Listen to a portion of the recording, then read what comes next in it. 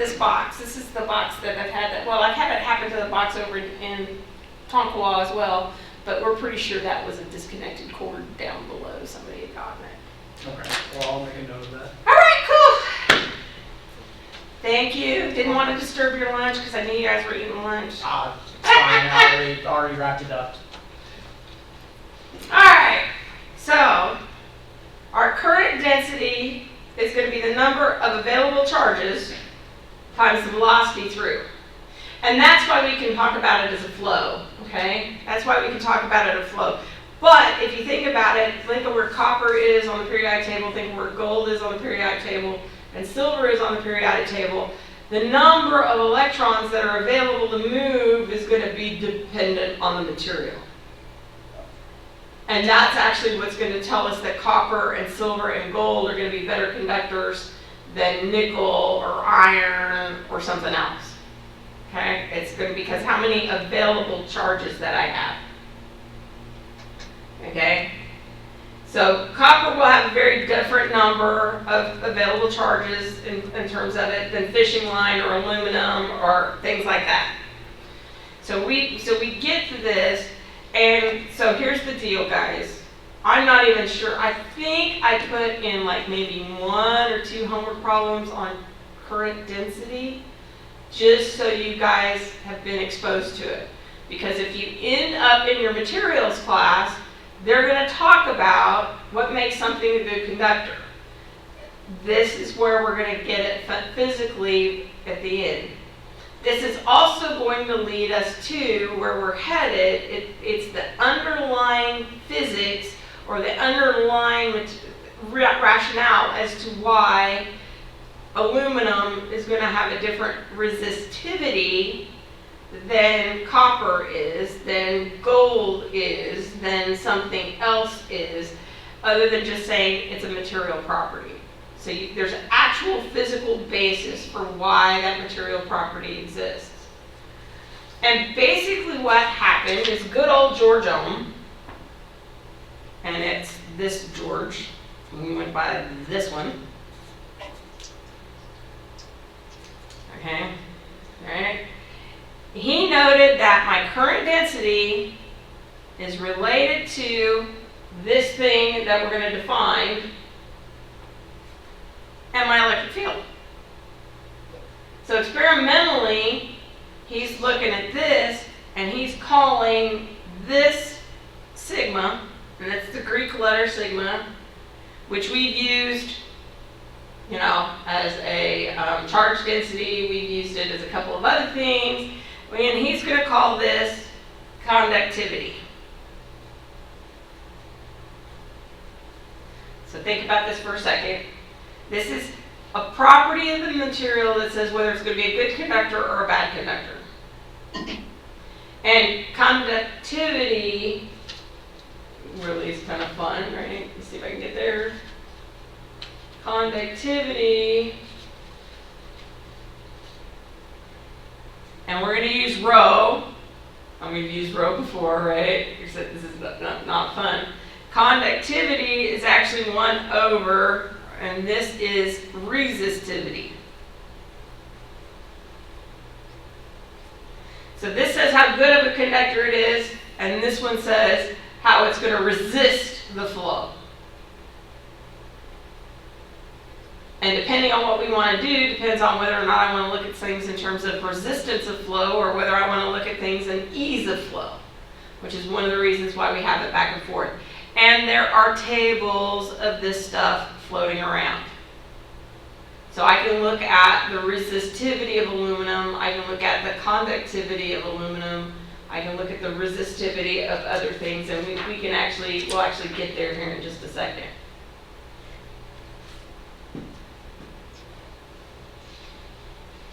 So the current density is proportional to the electric field. It's going to be dependent upon the material, and we're going to call that a property of the material, and that's resistivity, or conductivity and resistivity.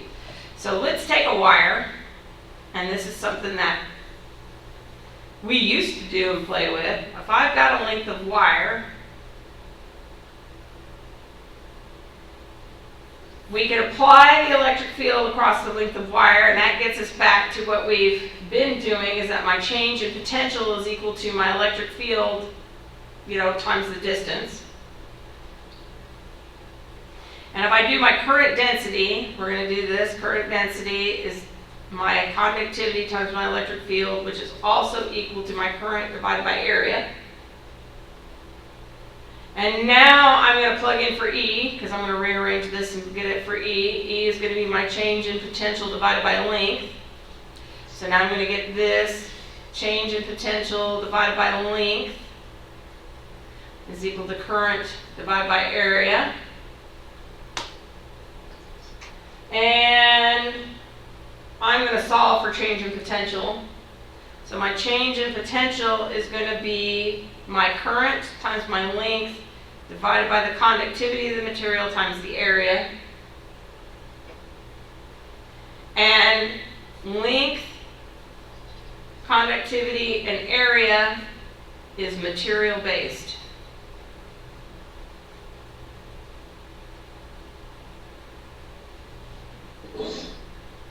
And since I know most of you have done the lab, we've done my change in potential is current times something. And we define this as an R, or you can look at R as defined as my change in potential divided by the current. And this is resistance.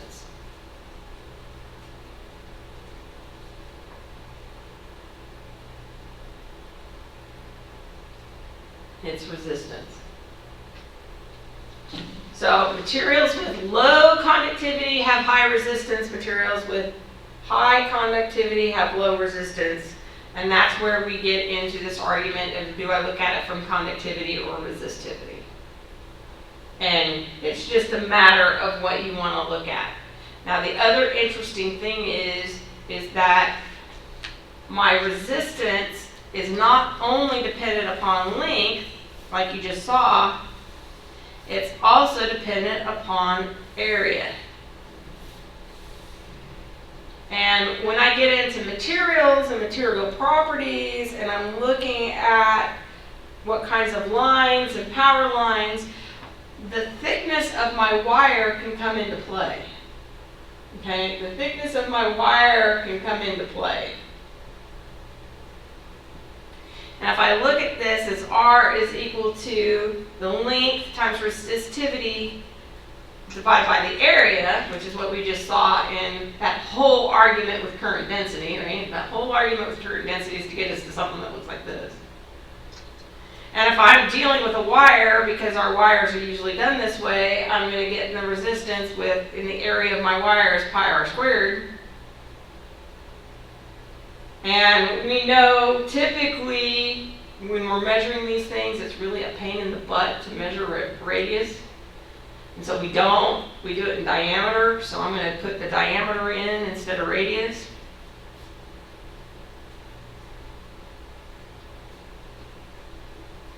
This is going to give me 4L resistivity pi the diameter squared.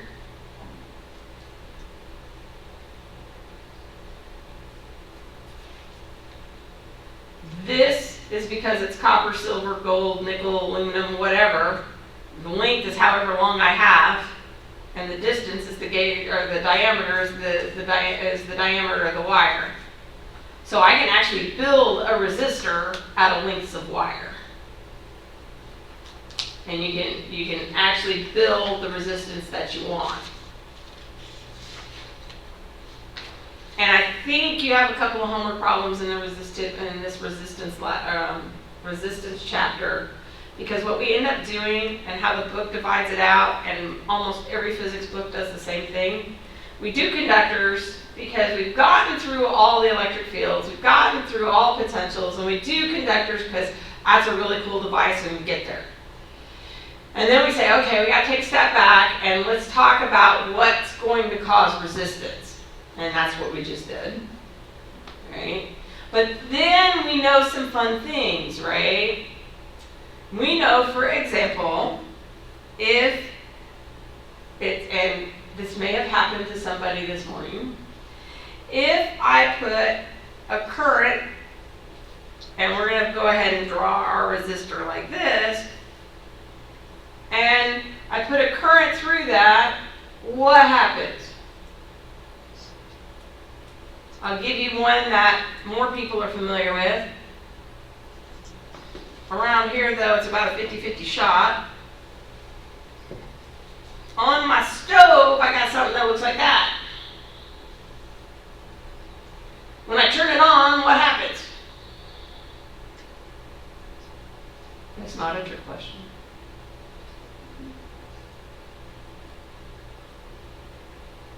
If I'm on top of the stove, and I have my coil on top of the stove, and I turn it on, what happens to the coil? It gets hot. It gets hot. It gets hot. This is called resistance heating, by the way, because we're using the resistance. The resistance is just like friction, and we're going to heat stuff up. Okay? We're going to heat stuff up. And that's one of the things that's going to happen in our resistance heaters is we're going to actually heat things up. Now, the other thing that happens is what? If I don't put the pot on there and I come back 3 minutes later, what's happened to my coil?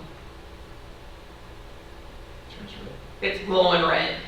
It's also going to give off light, which is why my incandescent light bulb has my little incandescent little filament here, because I want to use resistance in order to get my light bulb to give me light. So we get good old Ohm's law, and that's V is equal to IR. And we can plot that, and hopefully everybody plotted it from last week. I think that's, everybody do Ohm's law last week or week before? When did you guys do Ohm's law over there?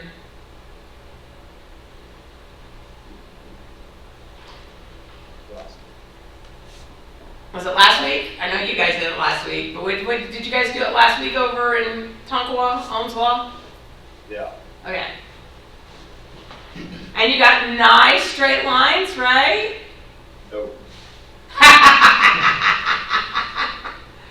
My general physics class got nice straight lines. What happened? The general physics students are probably smarter than us. Actually, you know what I bet happened? It's how you plotted it. More than anything else, it's how you plotted it. Because if you did it, because what you're going to get is I have a resistor and I have voltage, right? So, so Ohm's law is V is equal to IR. Okay? And you applied a voltage and you read the current, right? So I'm going to do, this is Y is equal to MX, right? So I want current on this side, and I want voltage over here. And typically what happens is when you're in this range, it gets kind of sucky. So your first dot looks something like that, and your second dot kind of does something like that.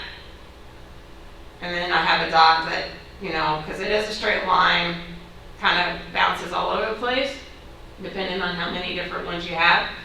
And if we're used to this, a lot of times you're going to want to draw a curve.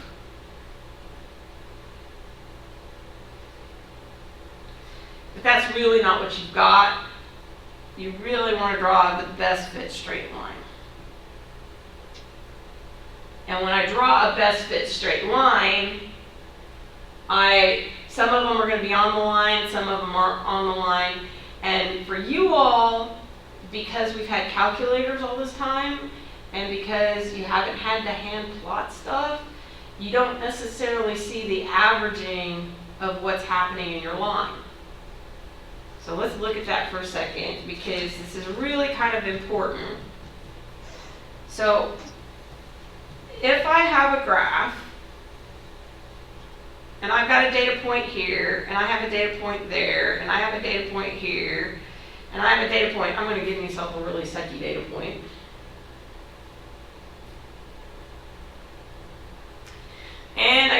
point, oh, right in there, and I got another data point, and I'm trying to get dots so that it looks better, and I got a data point here, and I got a data point there. Now I'm going to draw a best fit straight line. So I'm going to take a straight edge, draw a best fit straight line, and when I do that, I want half of my dots above the line, half of my dots below the line, and yeah, you're kind of eyeballing it, all right? You're kind of eyeballing it. And I'm going to actually go ahead and draw this, use my little pencil here as my straight edge. So I've got my straight line. And when I've done this, I've really only got one that's even close to my line. But look what happens. The separation between this one and this one and this one and this one kind of balances out along the way. So by taking my data and drawing the best fit straight line, I'm kind of averaging out my data as well as what we traditionally think of when we average something. So my best fit straight line really will give us sort of an average. And remember the lab that we all did, F is equal to MA? So we had F, and we had acceleration, and the Vernier system got you all this crappy data.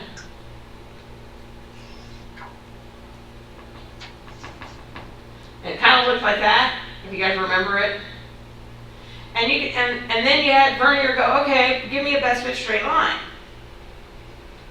And it gave me a best fit straight line, and when I did that best fit straight line, and we had 500 grams, guess what? That slope of that line came out pretty like 0.499 kilograms, right? It gave you something that was pretty darn close to the actual weight, or the actual mass, but my data was all over the frickin' place. That's because I'm looking at the averages going back and forth across there. So that's why when we kind of look at graphs, and we tend to lose sight of this now because we have spreadsheets and we have Excel tables and we got all of that kind of stuff, we lose sight of the fact that graphing really gives us a physical property. And while these individual points may not be 100% correct, overall the trend is correct. I'm going to get a linear relationship for those materials. Now, here's the really sucky part. If it follows Ohm's law, the materials are called ohmic.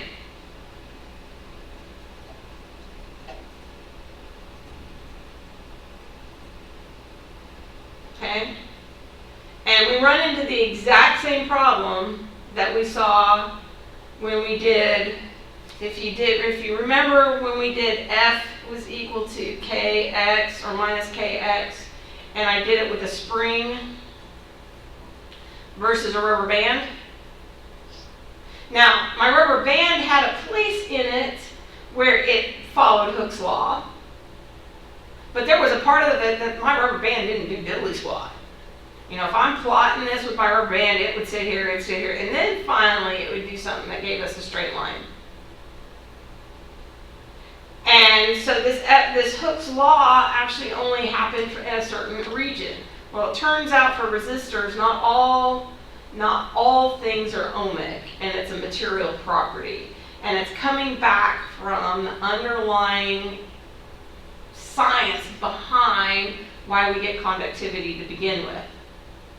Because not everything is going to behave that way. We're going to get things like superconductors, we're going to get things, and they're called non-ohmic materials because they don't follow Ohm's law.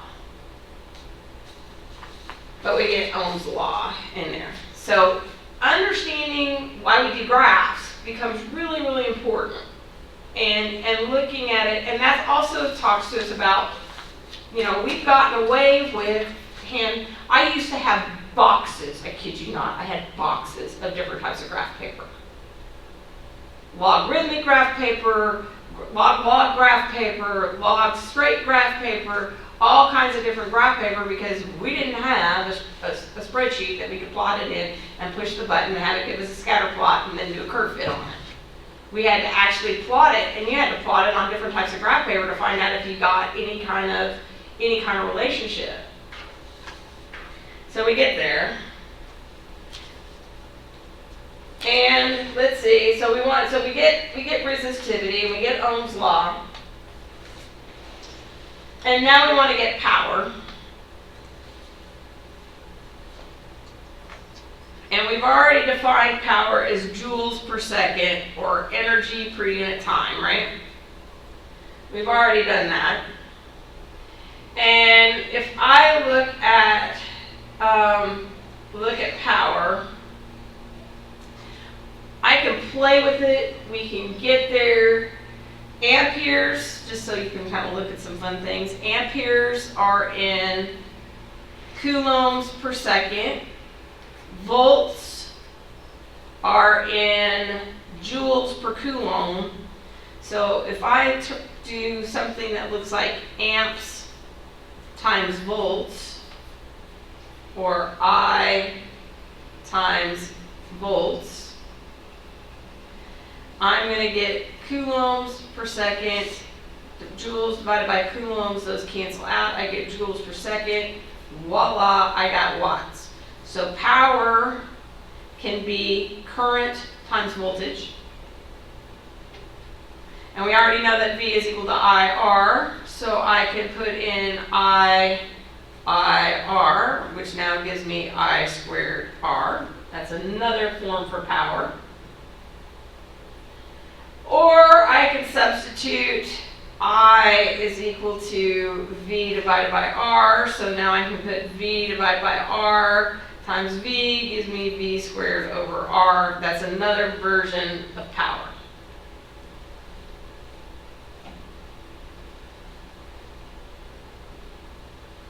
And I'm about to lose everybody, so I'm going to stop there. Because according to that time, I got 1 minute. Which means you guys are going to go poof on your side.